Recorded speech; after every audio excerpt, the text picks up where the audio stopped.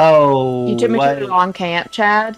Did you make me pay $5 and you took me to the wrong camp? I took you to the wrong camp. Oh, $5. Oh wait, that's right. Oh, that's right. Well, at least you're not too awful far. Wow. Completely across the map.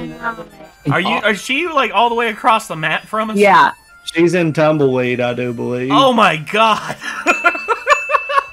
You know, the 10 best wrestling matches of 2022 so far? Nope. All 10 of them. I can tell you one thing about all 10 of them. One thing about all 10 of them. They feature the White Claw Outlaws. Oh, yeah, right. They couldn't afford me. Oh, yeah, I know. So, I know that, yeah, Adam, I know that you're not going to be able to put them on the list. No way. Because, you know, it just wouldn't be fair. Because then 1 through 10 would just be White Claw Outlaw matches. But, that being said, though, 2022 so far has been a big year for wrestling. And the biggest thing that's happened is old Vinnie Mac has been put out to pasture. We have yet to see the real ripple that's going to cause. I mean, it's still early upon Impact, you know. I'll say this. The matches that have happened thus far under the guise of Triple H doing the booking and letting the wrestlers do their thing has been nothing short of spectacular. Gunther, which... Please change his name back to Walter. Please, for the love of God. If there's one character, one wrestling character, I could change their original stuff back, it would be Walter. Please. Gunther sounds like a friggin' like spoiled brat who ate too much bratwurst. Yeah, like the fat dude from Willy Wonka. Gunther. The fat kid from Willy Wonka. Augustus Gloop. Yeah. So yeah, it's might as well named his ass Augustus Gloop. Yeah, might as well. My name what is about Gunther. The dude that held the NXT UK title forever, Pete Dunne? Yeah, they call him Butch. Come on, y'all. Actually, you don't even need to make him back. But they didn't even need to make a new character for him. No. You know what they try to do with that shit? The bruiserweight, dude. You know what they try to do? What? They try to take the clout away from them. Yeah. And introduce them into another gimmick that does whatever they want. Well, yeah. Well, again... Walter's name is it's his real name, Walter Hahn, which that's something that WWE can't take for themselves. Therefore, that's why they saddled him with Gunther. And if he gets famous as Gunther, then that means when he goes to the indie circuit, he won't be able to use the name Gunther, and he'll instead have to, go with Walter, which people still know him more as Walter than they do Gunther. I'm sorry, but much like how Ryback, Ryan Reeves changed his legal name to Ryback just to get around the WWE's bullshit where they did that. Now, the only one that had trouble with it for the longest time was Cody Rhodes. And I guarantee you when he re-signed with WWE, he says, my name, I'm keeping Oh, yeah. 100%. You all own nothing on the trademark of it. And honestly, I think that that's right.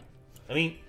Cody, ever since he's gotten in WWE as well, I mean, he's had great matches. Of course, he worked with Seth Rollins, who can have a great match with almost anybody.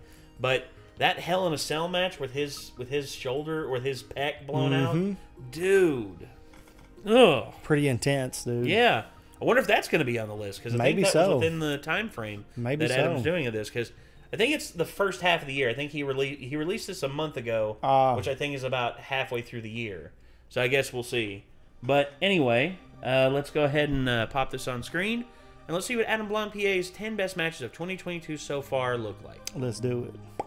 Wait, hang on, this must be a mistake. I'm pretty sure WrestleMania 38 was yesterday, and it was New Year's the day before that. Let me just double check.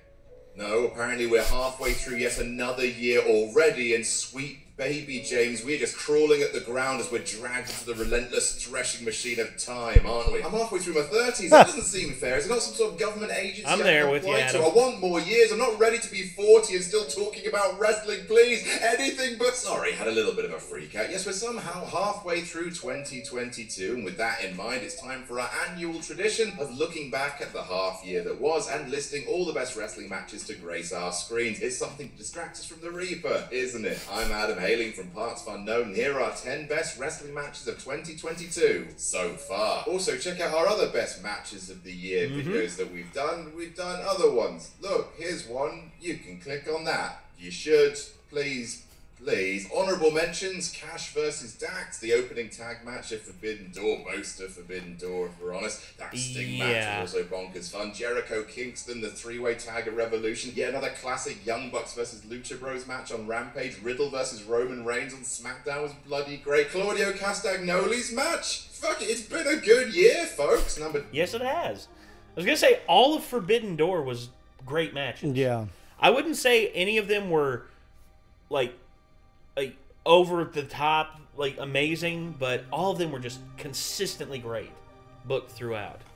I mean, anyway, sorry. For 10, Anarchy in the Arena, double or nothing. Fine. I caught a bit of flack in the comments of our 10 best AEW Year 3 matches list for only having Anarchy in the Arena as an honourable mention, and while I stress that these wrestling lists don't matter, you guys, this is a bit more of a collaborative team wrestle talk list, so here we go. Also, on a daytime rewatch and not, at 3 a.m. in the morning, the frenetic editing of this match is a little less of a headache, and the absolute bonkers spots shine through a little more, some of which were instantly iconic, like Eddie Kingston with the gas can, which is that image alone sums up Eddie Kingston's character. Pretty much. Just the friggin', like, blood pouring down his forehead, like, him just, like, sauntering down to the ring as, like, he's concussed and he's just, like, ready to kill somebody with the gas can. I'm just like, that's Eddie Kingston.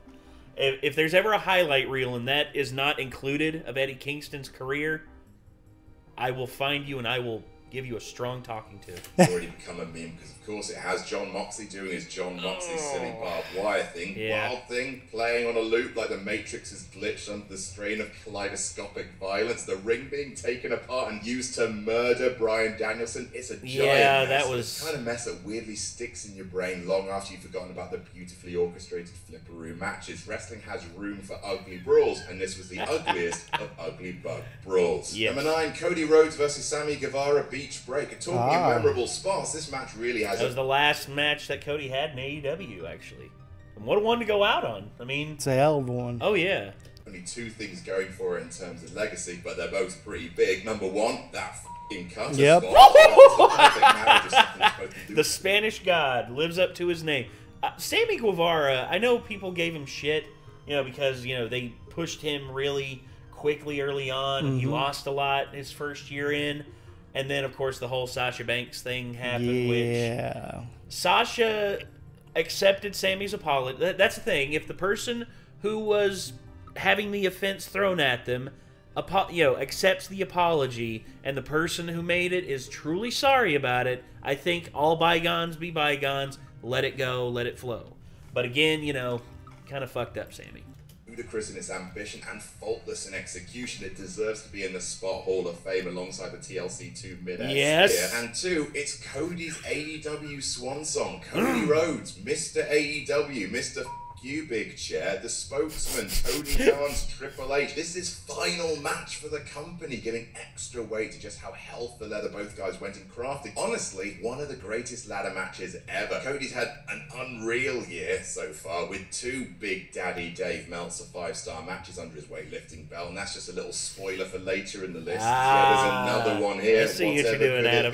Cody, so you were right. He did put it on the list. I figured he would. I mean, he'd be a fool if he didn't. Yeah. Because if that match fell within the time frame of this list being made, and he didn't put it on there, I'd be like, it's a bit of a flub. Yeah, you're full of shit, Adam. One of his career in the company that turned him into a cosmic Cheshire Cat nut job. He's had some stonkers in AEW, not least his parting shot. Let's just look at that cutter spot one more time. So good. Number 8, Will Ospreay versus Orange Cassidy. Nice one. Seems to be suffering under the most intense injury-centric Warlock's curse since WrestleMania 32. Remember the show that everyone missed because of shoulder injuries? Forbidden Door was a bloody wonderful bit of Elseworlds wrestling for the sake of it. Insanity. Stuffed to the gills with great matches, if not great stories. You could pick from about 5 different matches of the night, but this one's mine and I'm writing this list, so shut up. People were a bit deflated about this match going into it because it was supposed to be Ospreay versus Andrade before Triple A said no gracias, but these lads delivered, calling to mind another personal favourite AEW match, Orange Cassidy versus Pac. Much like that match, everyone knew Cassidy was going to lose, but wanted to see how much fun it would be, and it is a lot of fun. OC matches are a one-joke affair, but it's a very good joke, and watching Pockets Man versus a flamboyantly obnoxious man who just so happens to be one of the best wrestlers in the world, but keeps getting flummoxed by the Pockets Man doing pocket parodies of all this shit. It's just a bunch of fun, with some ludicrous near falls that make you just about believe. Oh, and also that pop for Shabata at the end is utterly heartwarming. Number 7, CM Punk versus MJF 2, Revolution. Old man violence. It's been a year for CM Punk. Old man violence. MJF. Well, I was gonna say, I think that's Ric Flair. If there's a Ric Flair biopic ever made, that's literally gonna be Old Man Violence. Old Man Violence. No, that's part 2 of the trilogy that would have to be made to make his life True, into a movie. because the first one would be you know, the origins, you know, big Ric Flair back when he was like beefy, and then the plane crash happened, and then after that he turns into, you know, Old Man Violence. Yeah. And, you know, he goes on that tear with the NWA, and then Jesus Christ, Rick, why, man? Why you gotta do this to yourself, man? Go back to being Richard Fleer, please. Ric Flair is, he needs to be put behind you, man. Please. Winning the AEW championship, then immediately going down with injury. Life is a roller coaster. Those ups are great, but those downs will get you. While Punk is on the shelf, let's reminisce about his best match of the year and his best match in AEW so far. Some folk will like the Punk Page match more for the moment of Punk winning, but for me, this is the best told story by a wrestler who specializes It's a good in one. telling them well. We've covered it a bunch, but it's worth talking about again just because it's one of the most And of course, MJF. matches I've ever seen. Do you think this is a work with MJF, or do you think? Oh, it's real? yeah, dude. Because again, everyone out there thinks it's real. Thinks that, oh, he's totally a work. He's waiting out his contract, so you know he can basically get a better deal with WWE. And I'm just again, the marks. You know, people who are marking out for that. I'm like, regardless of the real world implications, regardless of what's really going on in the real world, it is a work, even if there's reality involved in it. Yeah, it's still a work. If MJF goes to WWE, it will still have been a work because it will have translated from his on-screen appearances from AEW and will translate to his on-screen appearances in WWE.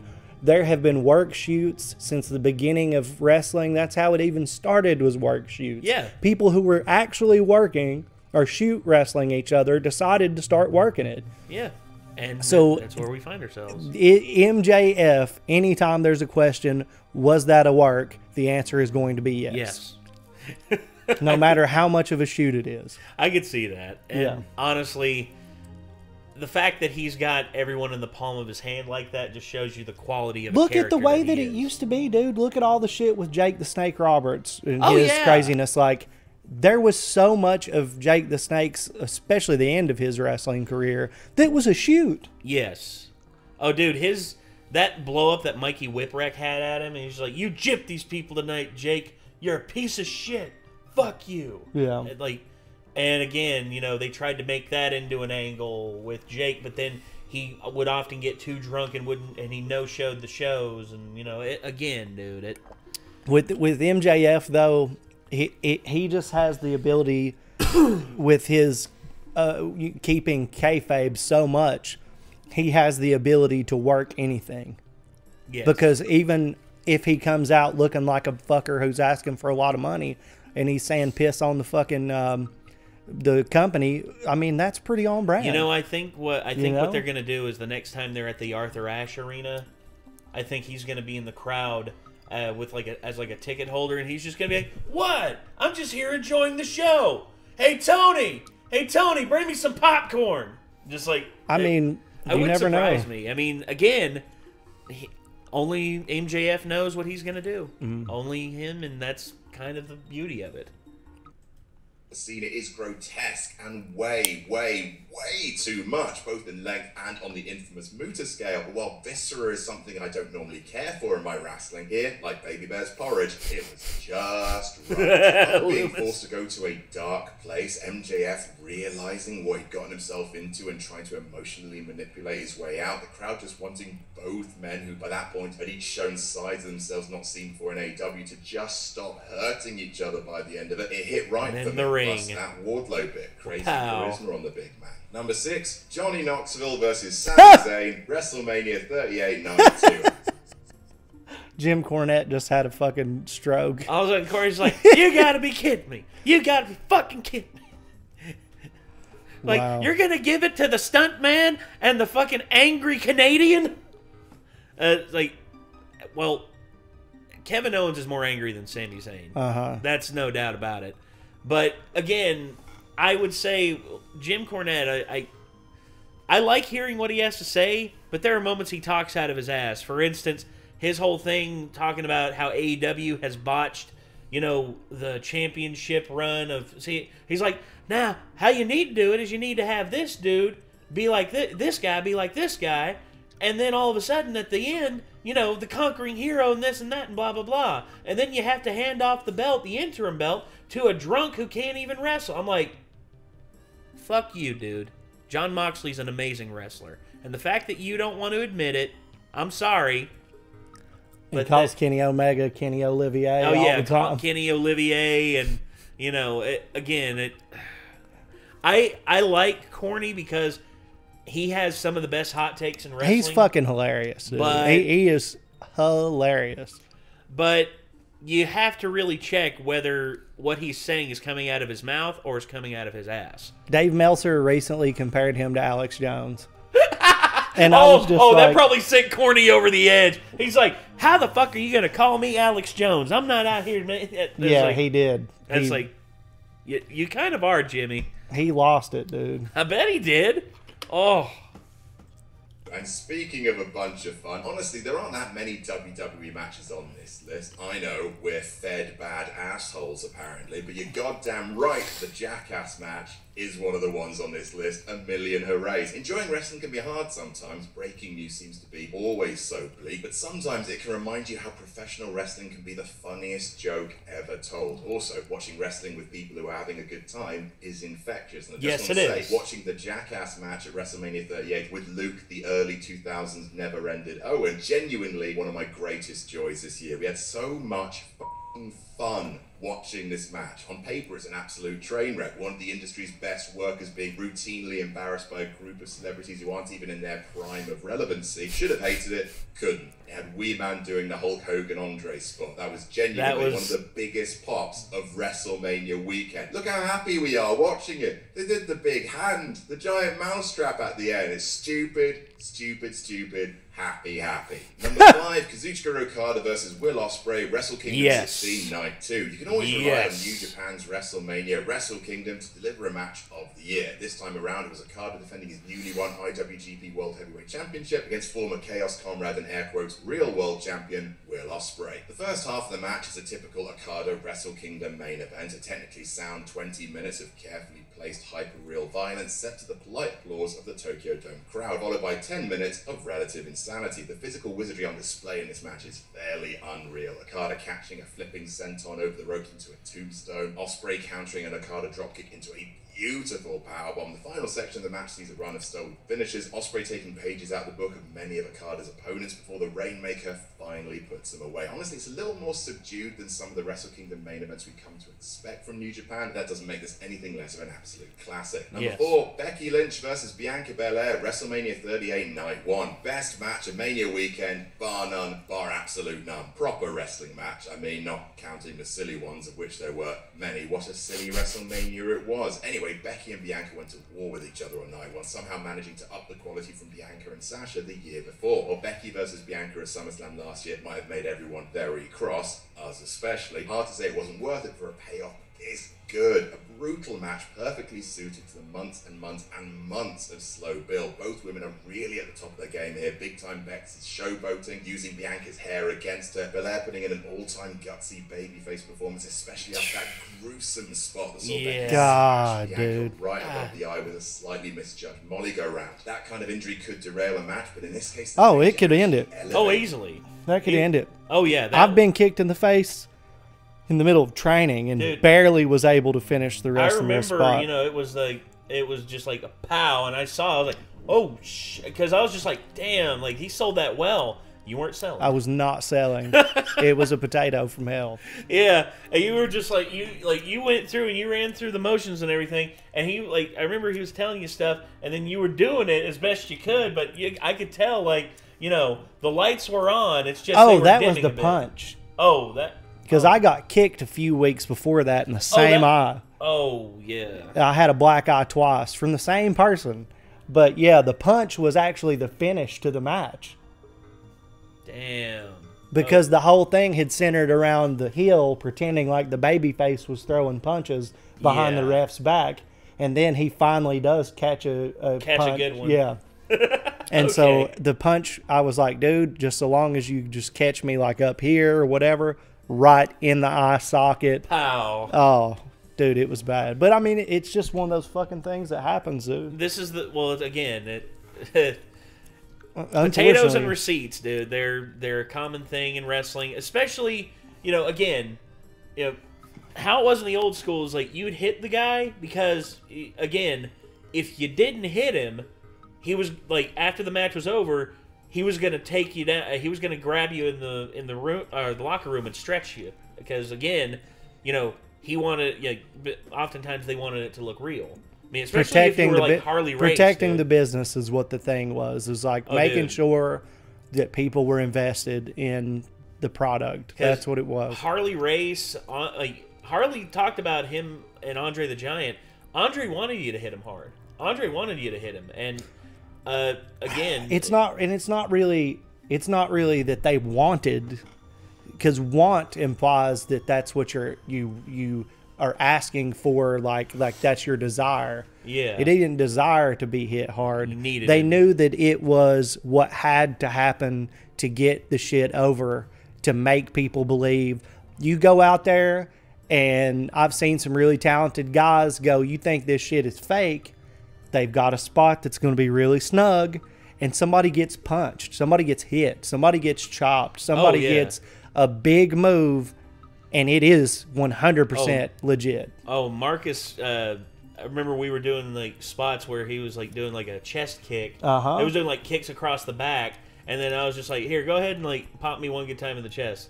And then he does, and here's the thing. I know when Marcus is pulling. He wasn't pulling. Well, the thing is, like, is that... His belt buckle caught me on the nipple. Is that going to crumble you? No. But if it was across the bridge of your nose, it would have. Absolutely. It would have. Right. So that's the level that you can get to. It's a safe spot, but there's no difference between that being a real kick and, you know, one in a fight. Just the placement of it. Well, again, you can take, like, the body shots are a lot easier to absorb than certain places. I mean, like shoulder, like side right here to a certain extent, chest. You know, certain shots are easier to absorb. Yeah. Solar plexus, you know, when you get into the soft bits, that's when bad news. Ribs are bad. Kidneys. Certain spots on the lower part of your back. That's why it's like your upper back, your chest. You know, around this area for strikes and things like that. Yeah. If somebody has a beard like me, it's really good because you can judge, you know, where the beard is and where their actual face is, and like skate it off of it a little bit. But all right, anyway, let's go ahead. Finish this up. The whole affair, adding that blood in the water style tension to the crowd, but also complementing how much of a megastar Bianca is, finishing the match with her eye gradually swelling shut. It may not have had the emotion of last year's women's main event, but from a violence and athleticism perspective, it's a notch or two above, and a strong contender for the best women's match in Mania history. Number 3, FTR versus the Briscoes. Oh shit! Dream matches are a double-edged sword. AEW is on a dream match kick. right now, acquiring ROH, funneling a bunch of beloved WWE guys into their roster, collaborating with New Japan. 2022 is only halfway done, and we've already had a glut of them, but the best is probably this one. 2 roughneck few career tag teams meeting for the first time, and it lived up to the hype and more, beginning what's been a Cinderella year for Dax and Cash. It's hard-hitting, that shot Dax's bloody knuckles, fast because you're never prepared for how fast the Briscoes can be, brutal with chops stiffer than a 2-day-old corpse. It's in front of a... Jay and Mark, 2 of the most underrated dudes ever. The fact that they have been able to maintain their level, even though they're nearing 40, and the fact that they're still that fast, they're still that clean, they're still that just technically sound, and they're just tough as shit, dude. And again, they never, they got a big offer from WWE to come in, and they told WWE to fuck off because they didn't want to be told what to do. Mm-hmm. And they've always stuck with Ring of Honor, and that's something I can greatly respect. And the fact that them and FTR finally got their go-to, their big blow-off with not only this match, but the match that happened later on, I think it was Death Before Dishonor. Dude, oh my God. Insanity. 2 of the best matches of the year, hands down. A molten hot crowd, watertight tag team psychology. All the major food groups of really great tag team wrestling are here. Also, the referee caught a chair in a make you smile from ear to ear lightning in a bottle spot. Mark Briscoe's hot tag is a stupidly wonderful example of redneck kung fu. The match starts off hot with chops and strikes aplenty, but when the match kicks into a second gear with ridiculous tag team offense like FTR's powerbomb into a splash, it becomes something truly special. Number 2, FTR versus the Young Bucks 2, Dynamite. Again. The match against the Briscoes started FTR's white hot run this year, and this match cemented it. Ever since Full Gear 2020, fans have been clamoring for a rematch between FTR and the Young Bucks, but this time in front of a proper crowd. AEW could have waited for a pay-per-view, but instead chose to strike while the FTR was hot and present it in the main event of free weekly TV. Thank you very much indeed. With the presence of full-throated fans, the match is even better than their instant classic 2 years ago, with Dax and Cash reversing their fortunes, not only in finally knocking off the crown douche princes of AEW, but doing it on their terms, wrestling a far more taut, emotional, tag psychological match. FTR have spent almost their entire careers as dickhead heels. It's been amazing to see them flourish as baby faces, with Dax Harwood's hot tag game on point. Also, FTR's match with Bindor was a bit of alright, wasn't it? All the gold in the world. Give them all. Yeah, again, the fact that they have all this gold now, but yet don't have the AEW ones right now. Again, this is sort of what Kenny Omega did. Kenny Omega brought relevancy to these belts again. And I also love the fact that they covered up the AAA with the FTR. That's freaking hilarious. That is funny. That again, they're heels in AAA. They're heels in IWGP. They're baby faces in Ring of Honor, and they're baby faces in AEW. And that's the beautiful thing. Is it's territory. It's almost like a territorial thing. And it's like anytime they go to New York, who's the hero? MJF. Even though you go anywhere else, MJF is like the biggest asshole in the world. All the gold in the world. And number 1, Cody Rhodes versus this is number 1. Damn. Holy sh! I don't know about that. I don't either. I think that the FTR Briscoe match probably should be. I think so too. Anyway, that's just my opinion. I am a tag team wrestler, so. Yeah, there you go.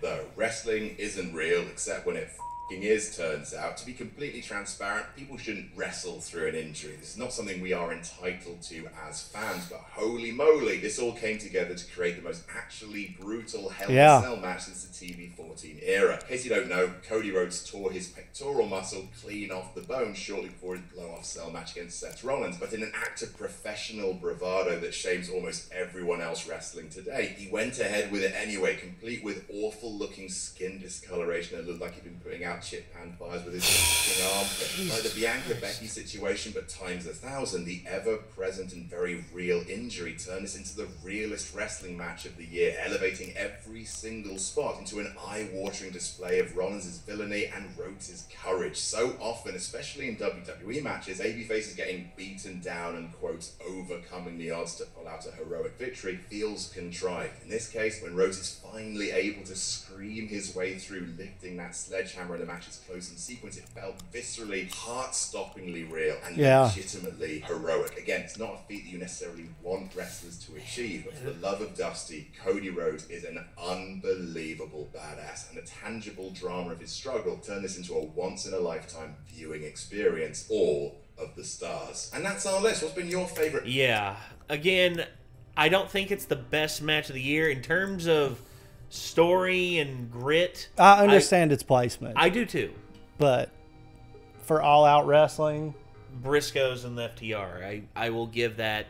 Again, that's tag team wrestling has had a huge boon here in the last few years because AEW has emphasized it. I know everyone's favorite out there, especially Dave Meltzer's favorite tag team match of the last 10 years, is definitely the Bucks versus I about said Olivier, Kenny Omega and Cowboy Hangman Page according to Hangman according to Jim Ross, but Adam Page, I think that's still Meltzer's #1 tag team match of all time.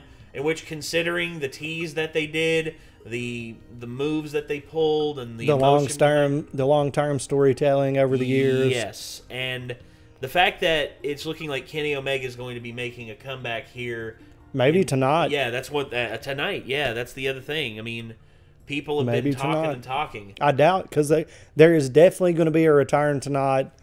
I don't think it's going to be CM Punk.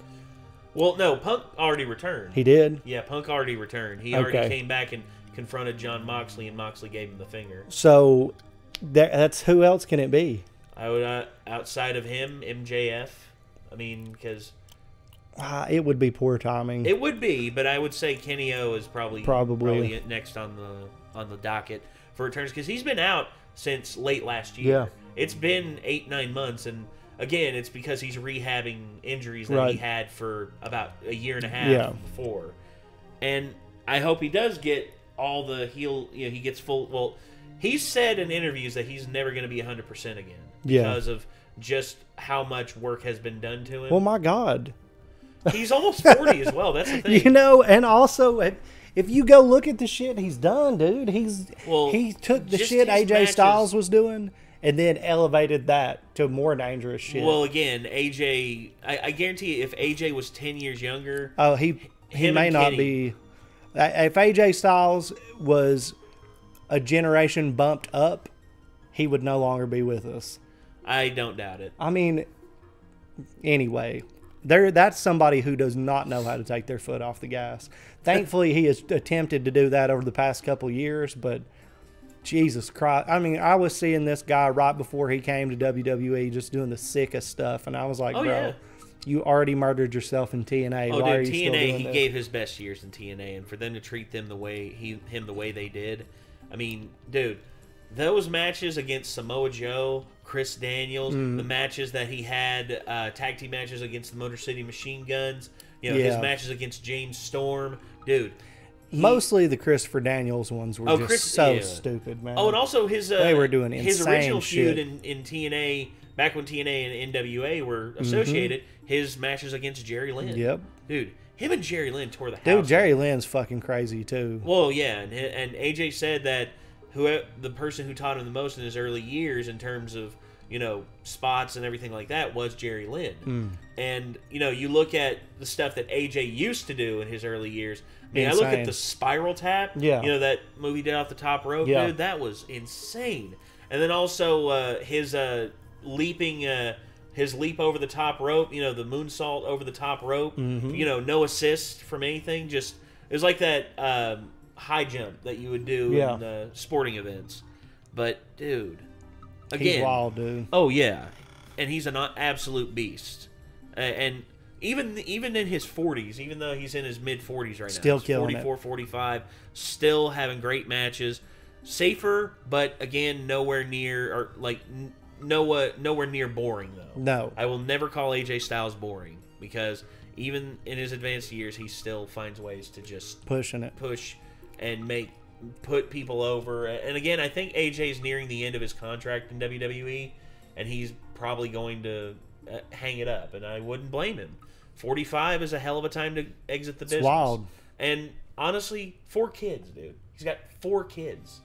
I mean, he deserves... And a sick-ass game room. Oh, yeah. Oh, dude. His retirement will be a lot of fun. Lots of edgy games. Yeah. Dude, imagine, like, all the wrestlers who come into town and it's just like, hey, Wendy, Joe's in town. He's going to come over and we're going to play video games. Mm-hmm. And it's just like, all right, AJ, just make sure you don't keep the kids up. Don't worry, baby, we won't. Yeah. I'm not cleaning up broken controllers again. And it's just like, baby, it ain't me who's breaking them. It's Joe. It's just like, well, tell Joe to stop breaking your daggone controllers. He has to use his thumbs. Oh, God. Anyway, so that's going to do it, everybody. This was top 10 best matches of 2022 so far by Parts of Unknown. If you want to see more from Parts of Unknown, click their name in the title of the video. If you want to see more from us, be sure to hit that subscribe button, leave a like on the video, and until next time, Nate. I'm Chad. See you later, everybody. Ooh.